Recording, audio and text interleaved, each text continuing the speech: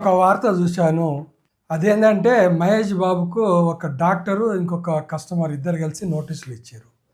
ఎందుకు ఇచ్చారంటే Messrs and Surya developers అనేది ఒక రియల్ ఎస్టేట్ సంస్థ. బాలాపూర్లో ఒక వెంచర్ చేస్తున్నాము అని చెప్పి దానికి మహేష్ బాబును ప్రచురణకర్త అంటే వారిని ప్రచారం చేస్తున్నట్లు మహేష్ బాబు ఫోటోలు పెట్టి బ్రోచర్లు ఇచ్చారు. ఆ బ్రోచర్లు చూసి మేము 2 ప్లాట్లు బుక్ చేసినాము. అయితే అక్కడ పోయి చూస్తే అసలు వెంచరే లేదు అని చెప్పి వాళ్ళు నోటీసులు ఇచ్చారు.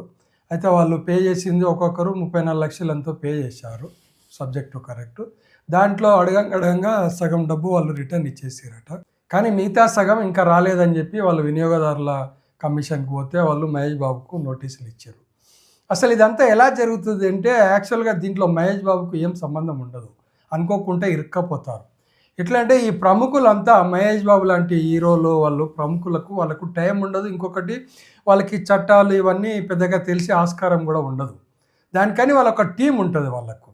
ఆ టీంకి ఏం చేస్తారంటే ఎవరైనా ఒక యాడ్ గురించి నటించమని వచ్చినప్పుడో, లేకపోతే మీ ఫోటోను ఉపయోగించుకుంటామని వచ్చినప్పుడో వాళ్ళు యాక్టర్లు ఏం చేస్తారంటే వాళ్ళ టీంకి చెప్తారు, ఎంక్వైరీ చేయండి ఆ సంస్థ ఎట్లాంటిది, అలాంటిది, ఇలాంటిది అని చెప్పి.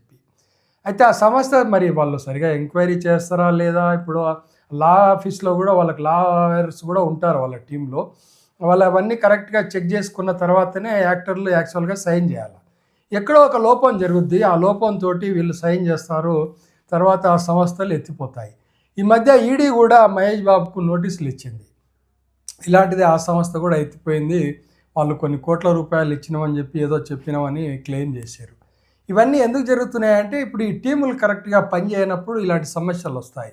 ఎప్పుడైనా సరే వాళ్ళ టీమ్స్ సరిగా పనిచేసినప్పుడు హీరోలకు కానీ సెలబ్రిటీలకు కానీ ఇలాంటి సమస్యలు రావు.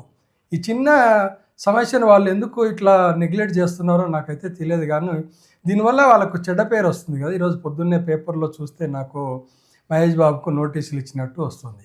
అంటే అది వాళ్ళ అభిమానులకు కొంచెము ఇబ్బందికరమైన విషయం కదా. అందుకనే అభిమానుల దృష్టికి నోటీస్ చేయాలని నేను ఈ వీడియో చేస్తున్నాను. నా వీడియోలు చూస్తున్నందుకు ధన్యవాదాలు.